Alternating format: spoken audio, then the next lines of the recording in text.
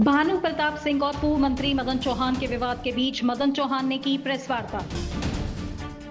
मदन चौहान ने कहा, भानु प्रताप सिंह मेरे से उम्र में बड़े हैं, मैं करता हूं उनका सम्मान। मदन चौहान ने कहा, आवेश में आकर उनके मुंह से निकल गए थे गलत शब्दों के लिए जताया खेद। चेतावनियां मिलने के बाद मदन चौहान ने कहा कि सुरक्षा को लेकर पुलिस प्रशासन की जिम्मेदारी है, उन्हें प्रशासन पर है पूर्ण विश्वास।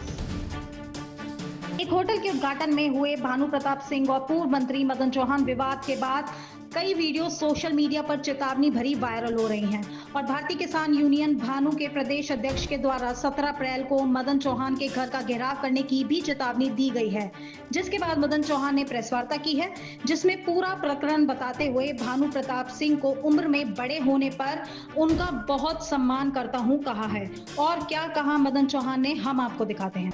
सभी मीडिया के हमारे सम्मानित साथी मौजूद हैं, चाहे वो इलेक्ट्रॉनिक हो चाहे पेपर हो, किसी भी तरह का मीडिया है मौजूद है। मैं सबसे पहले आप सबका अभिवादन करता हूं, नमस्कार करता हूं, धन्यवाद देता हूं, आभार व्यक्त करता हूं कि आप लोगों ने कीमती समय निकाल करके हमारी इस छोटी सी प्रेस को कॉन्फ्रेंस को समय दिया। अब मैं पॉइंट पे आना चाह रहा हूं।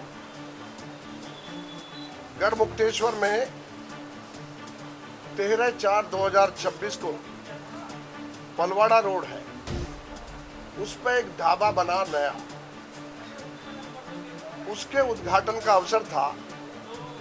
मैं जाकर के बैठा था और बैठ करके जो जलपान की व्यवस्था थी उसमें मौजूद था। तभी थोड़ी देर में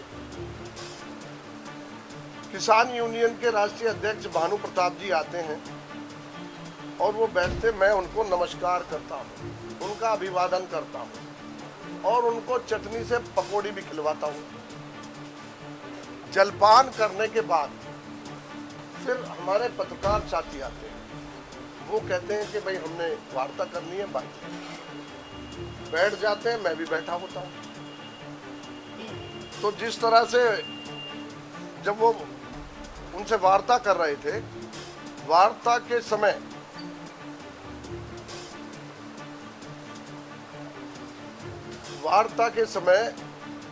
उन्होंने कुछ शब्दों का इस्तेमाल किया। अभी मैंने पीछे एक वीडियो उनकी मैं देख रहा था, उसमें लिख रहा, मैं उनके बाप के समान हूँ, मेरे से बड़े हैं, इसमें कोई दो राय नहीं। और मैंने पूर्व में कहा, मैं अभिवादन किया, नमस्ते किए, सम्मान किया, मेरा दायित्व बनता है।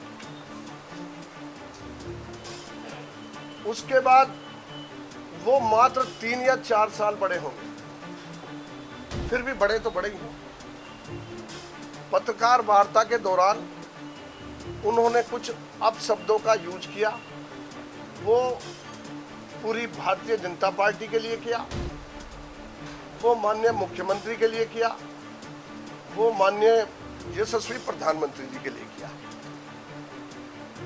और उन्होंने जिस अभद्र भाषा का यूज किया था वो मैं यहाँ बता भी नहीं सकता। मैंने उनसे प्रार्थना की, पहले तो कान में उनसे पूछा कि गलती से तो नहीं निकल गया। उन्होंने दोबारा उसको ऐसे ही दोहराया। तो जब वो गाली दे रहे थे तो मैंने उनसे कहा, भाई आप गाली ना दें, प्रार्थना कर रहा हूं, मैं रिक्वेस्ट कर रहा हूं।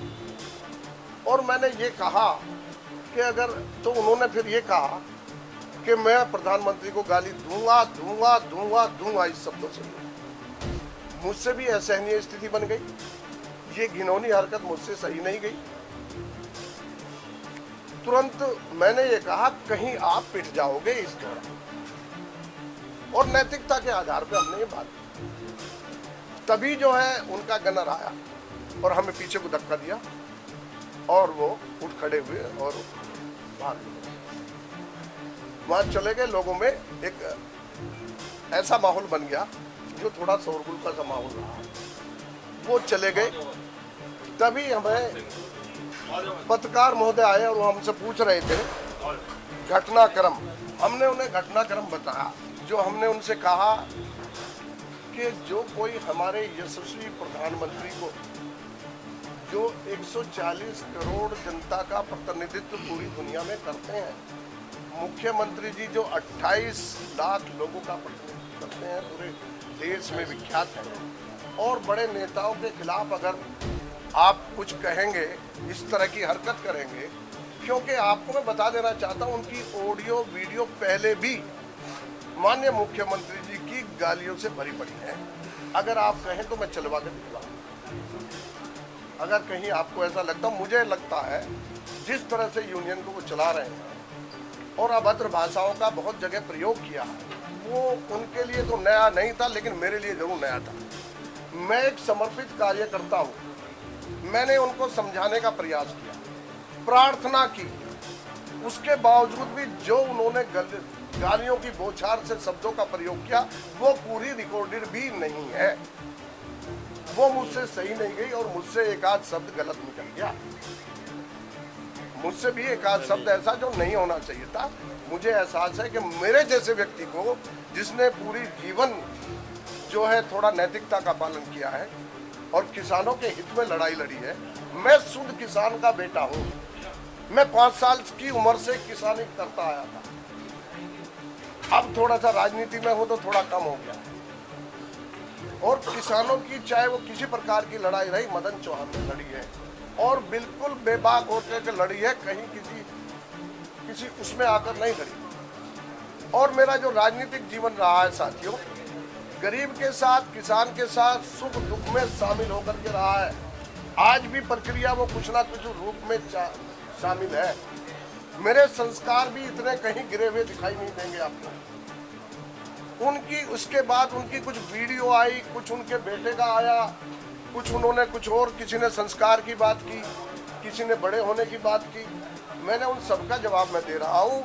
जहाँ तक बड़े होने का सवाल है, 3 या 4 वर्ष का अंतर होगा उनकी और हमारी, लेकिन फिर भी वो हमारे समान है कि मैंने तो कोई उसमें कोई प्रक्रिया नहीं की। मैं तो 2 दिन में लौटा हूँ लखनऊ से। मेरे घर में एक शादी है, उसमें मैं लगा हुआ हूँ, ठीक है। मेरी कोई वार्ता कहीं किसी प्रक्रिया में कोई नहीं कुछ हुई। उनके कुछ आदमियों ने, कुछ पदाधिकारियों ने जिस तरह की वीडियो का प्रसारण किया है कि हम ऐसा करेंगे या वैसा, वो सब आप लोग अवगत हैं।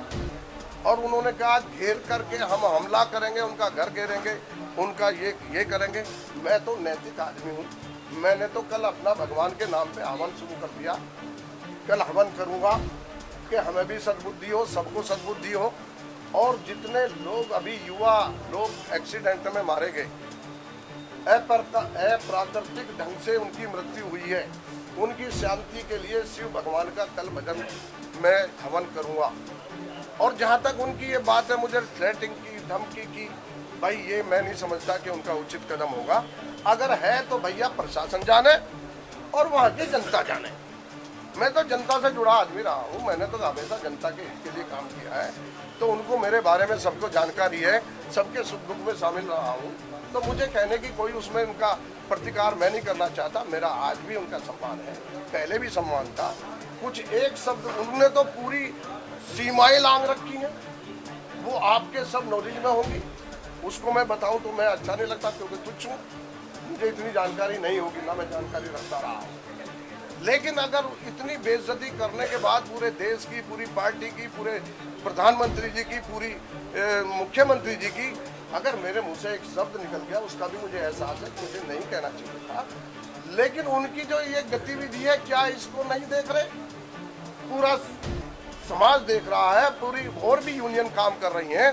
वो तो इतनी अभद्र भाषा कोई नहीं बोलते। वो भी किसानों के हितैषी हैं, हम भी किसानों के हितैषी हैं। तो सवाल ये है कि ये नैतिक स्तर किसानों की आड़ में कहाँ तक चलेगा? आज किसानों के लिए आज की सरकार ने जितना मजबूत काम किया, कभी जीवन में नहीं हुआ। किसी सरकार ने नहीं किया, चाहे बिजली की बात हो, चाहे सम्मान निधि की बात हो, और बहुत सारी योजनाएं हैं। उसके बावजूद भी हम भी किसानों के हितैषी हैं, और वो किसानों के नाम ले करके इस तरह की, नाम लीजिए, किसानों का काम कीजिए, सब अच्छी बात है।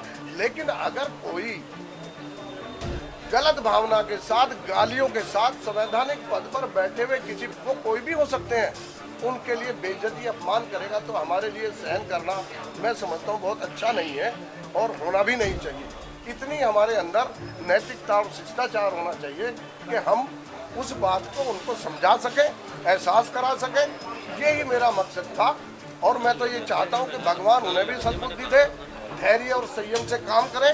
उनका कोई विवाद मेरे से कुछ नहीं है किसी प्रकार का, लेकिन विवाद सिर्फ सोच का है, विचारधारा का है। जो इस तरह की गलत विचारधाराएं हैं, गलत सोच है, जिस दल में रहा हूँ बिल्कुल विश्वास से काम किया है, कॉन्फिडेंस से काम किया है और उसकी लॉयल्टी से काम किया है। जहां तक उसकी बात है, मैंने कभी किसी को अभद्र भाषा नहीं बोली। भाई साहब, चुनाव की आप जानते हो, चुनाव में अगर मैं ये कहूँ कि मेरी लहर नहीं है तो क्या उपयुक्त होगा?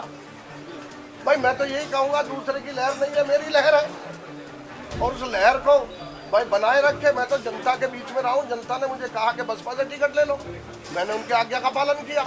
मुझे टीआरपी, मैंने आपने इतने दिन से देखा, मुझे कहाँ देखा आपने टीआरपी बटोरते हुए? क्या ये अकस्मात घटना नहीं है? क्या जो मुझ पर हमला हुआ था अकस्मात घटना नहीं थी?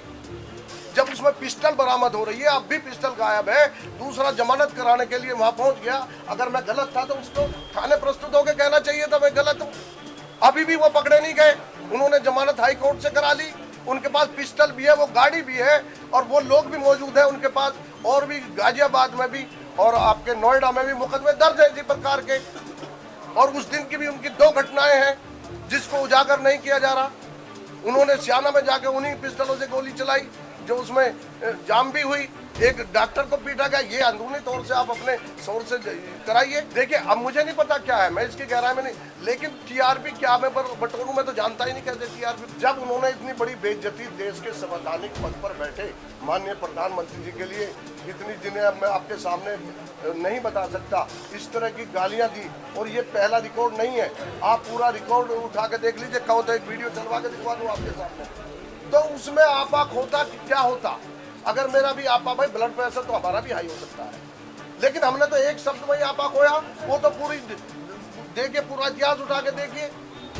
मैं क्षमा क्यों मांगू? मैं तो ये कहा कि मुझे वो शब्द नहीं कहना चाहिए, ठीक है, वो निकल गया ब्लड प्रेशर में या आवेश में। जब उन्होंने इतनी बातें की और समझाने के, आप किसी को समझाना चाहे और वो ना माने और वो अभद्रता कर रहा हो तो पिछड़ा तो आपका ब्लड प्रेशर। मैं तो अपनी गुहार कर सकता हूँ, प्रार्थना कर सकता हूँ, अपनी अर्जी लगा सकता हूँ। वो न्याय करी, मैंने तो कहा अगर मेरा घेराव करेंगे, मेरा हमला करेंगे, मुझ पर कुछ लाठी डंडे लेकर जैसा बता रहे आ रहे हैं, तो भाई ये तो काम प्रशासन देखेगा या शासन देखेगा या पुलिस देखेगी। मैंने तो अवगत करा दिया उनको, अब बाकी तो उनका काम है। मैं प्रशासन की बातें तो, अगर ऐसा होता तो मैं अपने हमलावरों को पकड़ के ले आता खुद ही। नहीं, मैंने बताया ना, मैंने तो आपको शुरू में ही बता दिया। आवेश में एक शब्द मुझसे थोड़ा सा जो मुझे नहीं कहना चाहिए था। मेरा उद्देश्य ये है कि जो विपक्ष के लोग वीडियो डाल करके संस्कार और इस तरह के आरोप लगा रहे हैं, उनका इतिहास और हमारे इतिहास का चिंतन हो कि हमारा कैसा स्वभाव है, उनका कैसा। एक बात भाई, 2027 आप जानते हैं बीजेपी की परिपाटी किसका पता नहीं, कौन घूम रहा है, किसका टिकट हो जाए और किसकी आवाज चल जाए, आप जानते हैं ना। भाई मैंने शासन को, प्रशासन को एक चिट्ठी भेज दी कि ऐसा कुछ मुझे जानकारी हुई है, तो मैंने ये गुहार लगा दी। बाकी मैं तो, क्योंकि अब घर से भी भागो तो अच्छा नहीं है, आप समाज ये क्या भाग गया। हालांकि मेरे घर शादी है, मैं उसमें भी नहीं अभी जा रहा हूँ, देर से जाऊँगा, लेकिन मैं तो हवन करूँगा भोलेनाथ का। और अब ये तो आप ही बताइए कि कहाँ तक उपयुक्त है वो डंडे लेकर। मेरे 2 चीज़ मेरे मिशन है इसको, जो उन्होंने वीडियो और ऑडियो ये सब डाल रखी हैं, ये सब इनका काउंटर करना, मैंने अपनी बात रखना मेरा दायित्व था।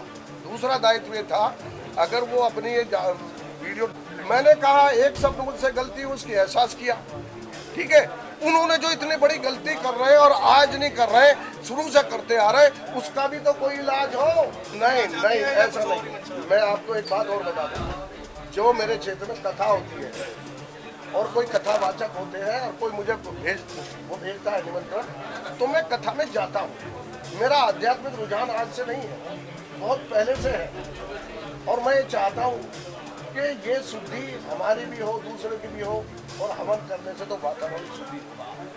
ये शुद्ध वातावरण की, शुद्ध सोच की, अच्छी सोच की आज आवश्यकता पूरे देश को है। देखिए, जो मुझसे सब निकला उसका एहसास कर रहा हूँ, तो मुझे नहीं कहना।